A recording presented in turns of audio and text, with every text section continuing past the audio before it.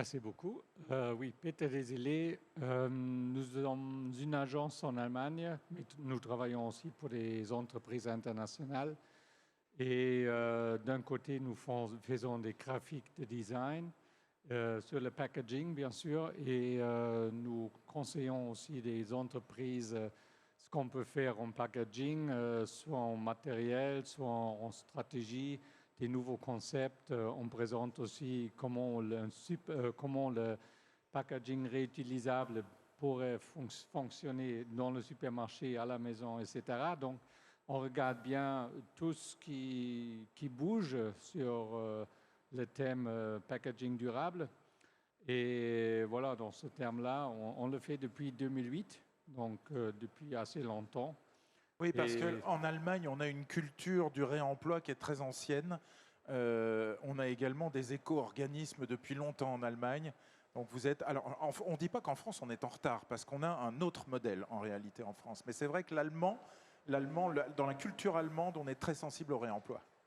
oui, on l'a depuis des dizaines d'années. Sur les bouteilles en verre, sur les Sur les bouteilles en verre, sur bouteilles en les plastique. yaourts en plastique, c'est utilisation unique, mais aussi consignée.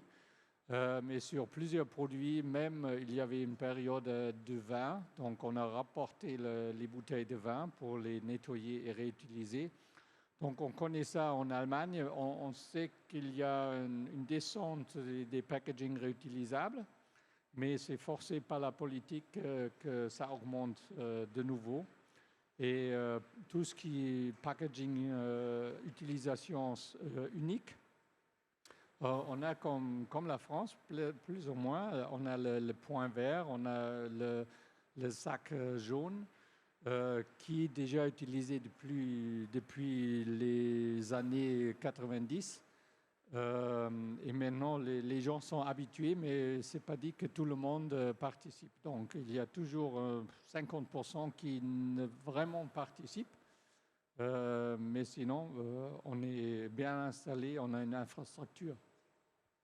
On avance un petit peu sur ce qu'on fait chez nous, puisque nous misons beaucoup plus sur le recyclage en France et vous beaucoup plus sur le réemploi. Mais on y viendra aussi, bien évidemment. Et avant de vous demander quels efforts fait la grande distribution, je vous donne la parole, Xavier Gauthier. Quelques mots de présentation d'Agro Mousquetaire. Oui, merci Manuel. En fait, Agro Mousquetaire, comme vous l'avez dit en introduction, c'est je vais dire, le bras industriel du groupement Intermarché, donc les usines principalement de l'agroalimentaire. C'est-à-dire qu'on fait à peu près 50% des produits à marque des enseignes, au sein de 58 usines réparties principalement dans le Grand Ouest, mais pas que. 58 usines. Oui, exactement. Ça va de secteur des boissons, des produits frais, tout ce qui est salaison, charcuterie, en passant par les fromages. Enfin, vraiment un vaste... Ouais. C'est un cas unique dans la distribution française, que vous soyez fabricant également, enfin que je dirais, le groupement ITM et sa filiale industrielle. oui, unique à cette échelle. On a un confrère que je ne nommerai pas, qui a quelques usines, mais c'est sur certains secteurs et c'est vraiment 3-4 usines sur un type de produit bien particulier. À notre échelle, oui, on est les seuls. Alors, et c'est à ce titre que vous nous direz ce que fait la grande distribution, puisque vous ne vendez pas qu'à ITM, vous vendez aussi à d'autres clients, que vous ne citerez pas non plus, mais au moins on vend le sait. à un certain nombre de nos confrères, c'est exact. Alors, Peter Desilets, on en vient donc à la pratique de la grande distribution en Allemagne. Que se passe-t-il? Est-ce que la grande distribution est motrice du changement packaging? Je veux dire qu'il y a quelques entreprises de la grande distribution qui sont plus avancées, qui sont aussi plus actifs. Intéressant que c'est par exemple Lidl et Kaufland qui font ensemble, qui ont leur propre usine aussi, qui produisent certains produits. Et là, on voit aussi qu'ils connaissent bien le packaging, les matériaux, qu'est-ce qu'on peut faire, comment ils sont recyclés. Mais il y a beaucoup d'autres qui ne le font pas, qui achètent des marques privées par des fournisseurs, donc qui ne connaissent pas du tout quel matériel à choisir, quel concept à suivre. Et donc c'est pour ça qu'on peut dire qu'il y a très peu qui sont moteurs et d'autres qui sont plutôt suiveurs, mais qui D'accord. essaient un peu à droite, à gauche, mais ce n'est pas un concept entier. Pourtant, vous avez aussi les 3 R en Allemagne, donc réduire, réutiliser, recycler. Il y a une réglementation européenne qui pousse aussi les metteurs en marché à faire évoluer les packaging, mais la distribution, vous dites, elle est suiveur. Donc, c'est-à-dire que finalement, il n'y a pas encore de compréhension, et même au sein de la société allemande, le consommateur est probablement encore en avance sur la distribution, c'est ça? Actuellement, oui, le consommateur il a des vœux clairs, mais c'est dur. Il y a maintenant beaucoup de directions qu'on veut regarder, observer sur le marché, mais il n'y a pas une direction claire. Donc, et surtout, il y a beaucoup de packaging durable. Et ça peut être un film plastique tout simple, ça peut aller jusqu'à un packaging de fibres, de papier. Donc c'est très difficile pour le consommateur de décider et différencier entre les différents packaging et qu'est-ce qui est vraiment durable et qu'est-ce qui est durable en communication, disons. En termes de réemploi, puisque c'est la force en Allemagne, je crois que vous êtes en contact avec Aldi, avec Lidl, avec Deka. Vous m'avez cité un exemple réussi entre Lidl et Schwarz, je crois. Expliquez-nous. Voilà. J'ai apporté une bouteille. En PET, en RPET. En RPET, voilà, c'est Lidl aussi qui a sa propre production des Lidl, voilà, Lidl.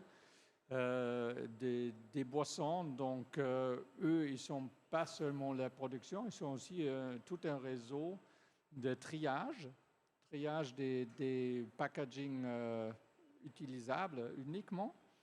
Et donc, ils ont bien compris que c'est de la ressource, hein, ça a une valeur. Donc, d'abord, ils avaient leur propre réseau de boîtes, de bouteilles consignées. Donc, ils ont ramassé les bouteilles et comme ça, ils ont la ressource pour refaire des bouteilles en rPET, donc PET recyclé. Et donc, maintenant, ils disent... Ces bouteilles-là sont toujours consignées, hein? C'est toujours consigné. Combien coûte la consigne? 25 cents. 25 cents, d'accord. Et donc, celle-là, c'est un peu vieille, mais aujourd'hui, ils communiquent que 100%. Les bouteilles sont produites à 100% du PET recyclé parce que ça vient de leur propre réseau de collection. Donc le consommateur allemand, il a un sac dans lequel il met ses bouteilles vides, il les ramène au Lidl. Et il y a un contenant pour accueillir ces bouteilles, comment ça marche? Oui, il y a des machines où on peut ouvrir. Normalement, les machines, c'est une ouverture ronde parce que c'est tout pour toutes les bouteilles, pour les verres, etc., qu'on a toujours consigné, réutilisé. Donc, on va à la machine, on jette les bouteilles l'un par l'autre. Une habitude culturelle, en fait, qui s'est créée. Ça, on fait depuis des dizaines d'années avec les packaging réutilisables et avec les bouteilles consignées. On le fait, je ne sais pas, 20 années, peut-être. Donc, c'est de la valeur. Il y a aussi des gens qui ramassent toutes les vieilles bouteilles à un concert, qui les ramènent. C'est des dizaines de milliers d'euros. Donc, c'est de la valeur. Oui, oui. Bah, quand on consigne, en fait, on donne une valeur et il n'y a plus rien dans la nature, finalement. Parce qu'il y a toujours quelqu'un pour ramasser ce qui a une valeur. Il y a quand même 5% qui reviennent pas. Donc, Ils ne reviennent pas. Ils sont perdus 5%, c'est pas beaucoup.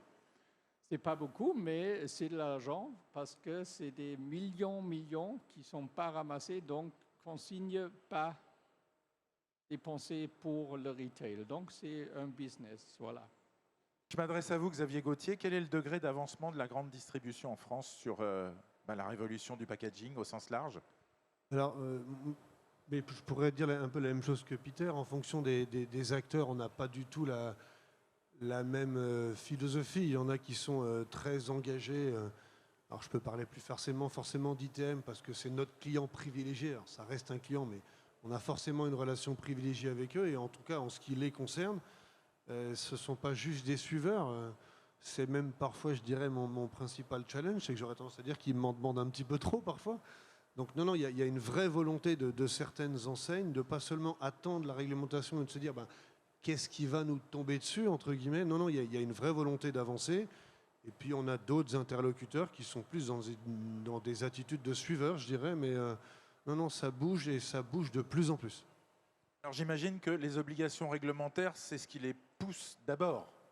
Alors oui, il faut dire les choses comme elles sont. Bien sûr qu'il y a ça, mais honnêtement, on avait, avant les dernières lois qui sont tombées, la loi AGEC ou d'autres réglementations, que ce soit françaises ou européennes, on avait déjà des discussions avec certaines enseignes, alors moins qu'aujourd'hui, mais il y avait cette volonté, parce que les enseignes connaissent bien leurs consommateurs et qu'on voit qu'il y a une vraie demande au niveau des consommateurs, même si, comme ça a été assez bien exprimé dans certaines conférences aujourd'hui, il y a une vraie différence entre le souhait exprimé du consommateur et son action lors de l'acte d'achat. C'est ce qu'on a vu dans la conférence précédente avec l'étude Food 360 de Kantar. Exactement. Oui, absolument. Est-ce que vous pouvez nous citer un exemple de produit et d'emballage d'agro-mousquetaire, donc plus vertueux? Oui, pas de souci. En fait, ça, c'est des choix que nous, et là, c'est des choix que nous, industriels, avons proposés. On a par exemple une unité qui fait des plats préparés, soit au rayon frais, soit au rayon surgelé. Et typiquement, c'est des produits qui aujourd'hui sont en barquette. La barquette est enveloppée dans un film plastique, ce qu'on appellera un flow-pack dans le métier. Ce flow-pack est en lui-même dans un étui carton. Donc on commence, comme Fabrice Pelletier disait tout à l'heure, ça fait de l'emballage dans l'emballage. Et aujourd'hui, quand on est en tout cas sur des produits surgelés, on s'aperçoit bien en étudiant les différentes typologies d'emballage que le flow-pack, le film plastique, il sert plus à rien aujourd'hui, mais c'était un code du marché. Donc on a, entre guillemets, juste pris la décision de le retirer. Alors ça peut paraître être une initiative simple, mais ça reste les codes du marché. Et même pour ça, il faut un petit peu accompagner le consommateur parce qu'il a l'habitude, en ouvrant son étui carton, de trouver sa barquette emballée.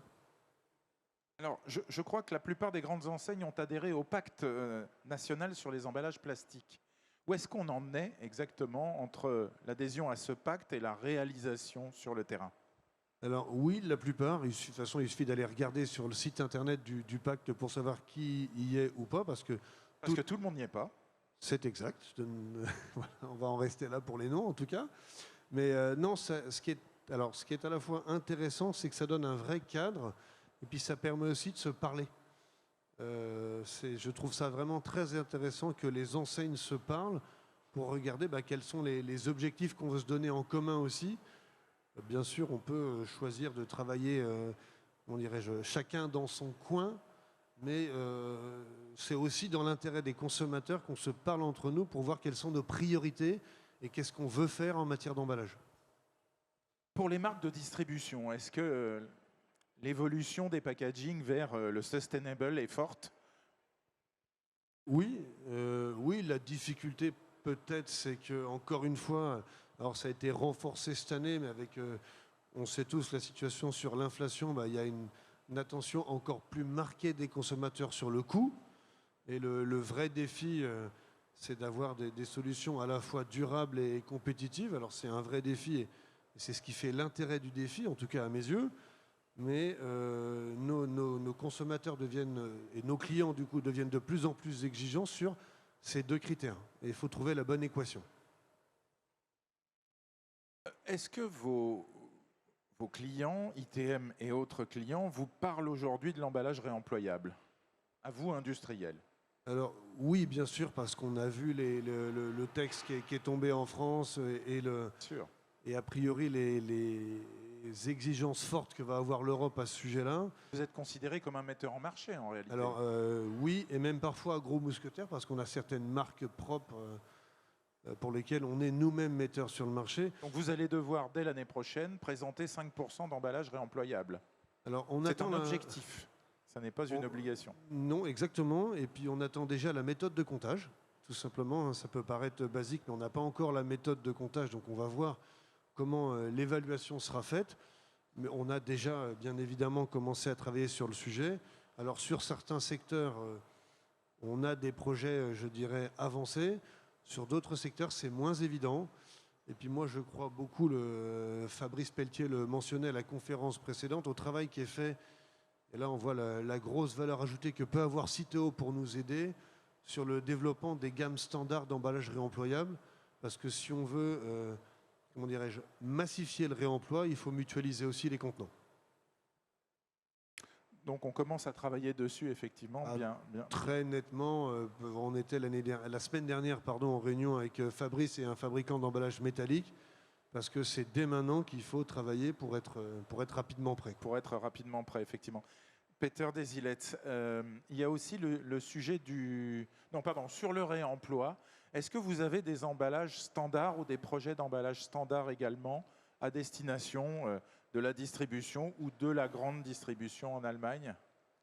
Oui, bien sûr, mais actuellement, les OCTs servent des packaging qui sont déjà sur le marché, soit ce sont des conteneurs en verre pour les yaourts, qui sont standardisés. Qui sont standardisés, qui sont sur le marché. Il y a des nouvelles conteneurs en verre qui arrivent. Et on essaie d'utiliser d'un côté des packaging standardisés, mais c'est vraiment l'objectif d'avoir des bouteilles et des conteneurs standardisés pour tout le monde. On voit sur les bières qui sont fortement utilisées en Allemagne, il y avait toujours 5-6 bouteilles standardisées. Et après, ils arrivent une marque après l'autre qui a lancé leur propre bouteille. Donc, c'est pas un problème, mais c'est plus difficile à trier, à nettoyer, à transporter, etc. Donc, ça coûte beaucoup plus. L'objectif, c'est standardiser et digitaliser aussi, parce que comme ça, on peut vraiment trier à l'unité, si on veut, et organiser tout le transport, etc. différemment. C'est ça. C'est important ce point, parce que quand on parle de grande distribution et de réemploi, on parle de produits, de masse de produits, de grands volumes de produits. Donc, on associe le réemploi d'une part à l'emballage réemployable et d'autre part à la digitalisation pour marquer les produits et pour les tracer. C'est ça, hein? Absolument. Aujourd'hui, il faut voir que si une société de lait ou de yaourt, etc., ils doivent acheter le conteneur. Donc, ça, on parle de 200, 300, 400 millions de conteneurs pour acheter, pour le mettre dans le cercle, dans le loop, en espérant qu'ils reviennent. Donc, si de contenants. Voilà. Le futur, c'est vraiment de digitaliser et dire, bon, on ne les achète plus, on les loue. Hein, la semaine prochaine, j'ai besoin de 2 millions de conteneurs. Je les loue et après ils sont tracés et on sait, ils sont rentrés dans un certain endroit, et donc comme ça on peut régler tous les finances. Aujourd'hui, il faut les retransporter parce que des fois c'est des packaging uniques pour cette société-là. Donc digitaliser, ça peut aussi permettre de les exporter dans d'autres pays, réutiliser dans l'autre pays, qu'ils restent dans le pays jusqu'à ce qu'ils entrent dans un autre pays, et ça change totalement tous les transports, les distances, etc. Il faut aussi standardiser l'hygiène, nettoyage, transport, triage, etc. C'est vraiment très ambitieux, Xavier Gauthier. Est-ce que vous allez jusque-là dans vos réflexions chez Agro Mousquetaire? Ah oui, bien sûr. Oui. Il faut... Comme vient de le dire Peter, c'est qu'il faut voir les choses de façon globale. Si je prends les choses à l'extrême inverse, imaginons que je suis en Bretagne, en ce qui nous concerne principalement, je vais faire des yaourts, je vais envoyer mes pots aux quatre coins. C'est ce que vous faites aujourd'hui. Vous en fabriquez? Alors non, on les fait à Nantes, donc c'est pas exactement la Bretagne. Nantes, si on va être un peu précis. Mais c'est vrai, c'est très différent. Non, mais après, il faudrait les envoyer aux quatre coins de la France, voire plus loin, aller les collecter, les ramener dans la région nantaise. Donc, ne serait-ce que d'un point de vue environnemental, ça n'a pas de sens. Mais se dire, la première fois qu'il sert le pot de yaourt, il va te servir chez nous, puis après il servira chez Lactalis en Italie ou en France, puis après chez Danone en Allemagne, ça c'est une vraie c'est une vraie façon vertueuse de voir les choses, mais c'est une vraie réorganisation complète de la chaîne logistique. Et ça, vous n'avez pas prévu d'investir personnellement dans une chaîne de fabrication de contenants réemployés? Pas pour le moment, parce qu'on attend de voir comment ça va se passer par rapport à ce que font les fournisseurs, mais on ne peut pas l'exclure. Ou éventuellement, sur certains gros sites, d'avoir des unités de nettoyage ou décontamination, entre guillemets, sur place. Pourquoi pas ? Rien n'empêche la grande distribution de s'approprier ce marché, Peter Desilets. Oh, bien sûr, c'est toujours la question qui sera la société qui guidera tout ce système. On dit toujours que l'innovation vient est popularisée, démocratisée par la grande distribution. Enfin, on le disait avant, jusqu'à présent. Ils sont certainement un levier très, très fort parce qu'ils décident sur les produits qui sont sur les échelles, dans les magasins. Et donc, ils bougent des grands volumes. Donc, c'est eux qui, à la fin de la journée, ils ont la décision qu'est-ce qu'on met sur le rayon, qu'est-ce qu'on achète le consommateur. Ils ont beaucoup de moyens de communication avec les consommateurs qui ne sont pas toujours utilisés comme on peut. Mais on parle aussi avec des producteurs de conteneurs en verre, par exemple, et ils disent il faut aussi penser qu'on change des conteneurs uniquement utilisés et on perd des volumes, des chiffres d'affaires si maintenant on produit des conteneurs qui sont utilisés 10, 20, 30 fois. Donc on gagne moins. Et c'est pour ça qu'ils disent on fait un product as a service, alors un packaging à louer. Et par ce système, ils gagnent leur argent qu'ils perdent s'ils produisent moins de conteneurs. C'est la même chose que l'autopartage dans l'automobile. Voilà. On peut faire des parallèles entre filières, effectivement. À ce propos, Peter Desilets, vous présentez sur votre stand un système de packaging réutilisable. On a quelques échantillons là, des packaging qui sont déjà en cours. C'est plutôt des packaging en Allemagne, mais on sait qu'en France, en Suède, dans d'autres pays, il existe des packaging. On a une nouvelle loi en Allemagne qui est obligatoire que tout ce qui est restauration à emporter ou à livrer doivent offrir un packaging réutilisable, réemployable pour certains packaging qui sont en plastique. Donc là, il y a un grand mouvement actuellement et chacun essaie de trouver quel packaging il utilise et gagner des informations pour mieux décider comment ils vont faire dans le futur. Oui. Et comme ça, tout ce qui est to go, ça bouge beaucoup.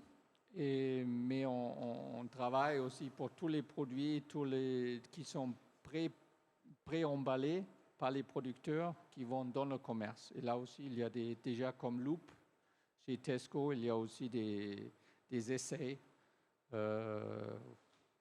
pour gagner des informations, d'expériences. Voilà. Il y a Migros aussi en Suisse qui fait des choses intéressantes. Oui, pour nous, c'est Migros et Acro-Mousquetaire qui produisent leurs propres produits. Je crois qu'ils ont aussi 16 usines dans ce terme-là. Et je trouve très bien parce que c'est leur propre chaîne valeur qu'ils ont construit. Ils ont un autre système en concernant l'emballage en Suisse, mais je trouve qu'ils sont déjà plus avancés comme Acro-Mousquetaire dans la chaîne valeur de régler et manœuvrer leurs produits qu'ils ont sur les rayons. Très bien. Alors on comprend qu'il y a un enjeu très fort autour du réemploi. On n'a pas parlé du vrac, pour terminer. C'est un sujet d'ailleurs qu'on n'a pas du tout abordé en préparant cette conférence, mais non, il y a quand même des objectifs. C'est vrai, mais après, les objectifs de la loi sont au niveau plus des points de vente. Oui. Donc là, c'est plus... et de la surface des points de vente. Tout à fait, exactement. Et non pas plus à nos clients qui sont à la manœuvre, entre guillemets. Ouais. Après, on a forcément des sujets qui nous touchent parce qu'on va nous demander de produire en plus gros contenant, par exemple. Ils vous demandent des choses. Oui, on est en train de travailler. Alors, je ne vais pas communiquer particulièrement dessus parce qu'il n'y a rien d'établi au sein du groupement pour le moment. Mais oui, on est activement en train de déployer ça, effectivement, pour répondre aux objectifs qui vont nous être fixés. Après, c'est comme tout changement, c'est complexe. Au niveau des points de vente, ce n'est pas une façon dont ils ont l'habitude, avec laquelle ils travaillent aujourd'hui. Donc, il faut bien penser. Un directeur de magasin, c'est un commerçant, il veut que ça tourne. Donc, il ne veut pas avoir de soucis d'approvisionnement, de gestion, de choses comme ça. On est plus sur l'optimisation du mètre linéaire que sur la gestion du vrac.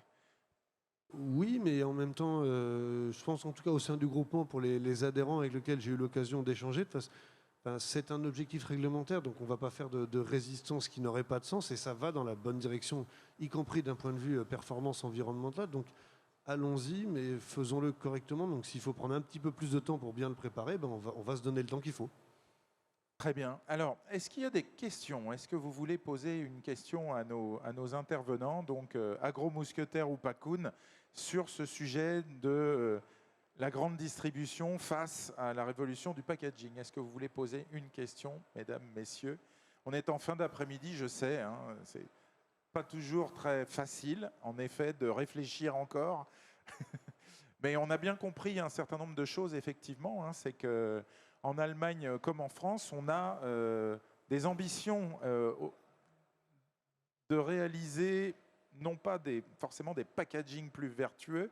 Bien sûr, les réglementations sont indispensables à suivre, mais des enjeux économiques et financiers et d'investissement autour du réemploi. Je pense que ça, c'est un message qui est vraiment fort, qu'il fallait retenir aujourd'hui. S'il n'y a pas de questions, je vous propose de clore cette conférence et de vous inviter à consulter sur votre appli All4Pack que vous avez tous bien sûr téléchargé. Sinon, faites-le parce qu'elle est vraiment très bien faite, cette application. Vous avez tout le programme des conférences qui est présent dessus et nous aurons un match retour de la grande distribution face à la révolution packaging. Et je crois que c'est mercredi, j'essaie de me souvenir en même temps.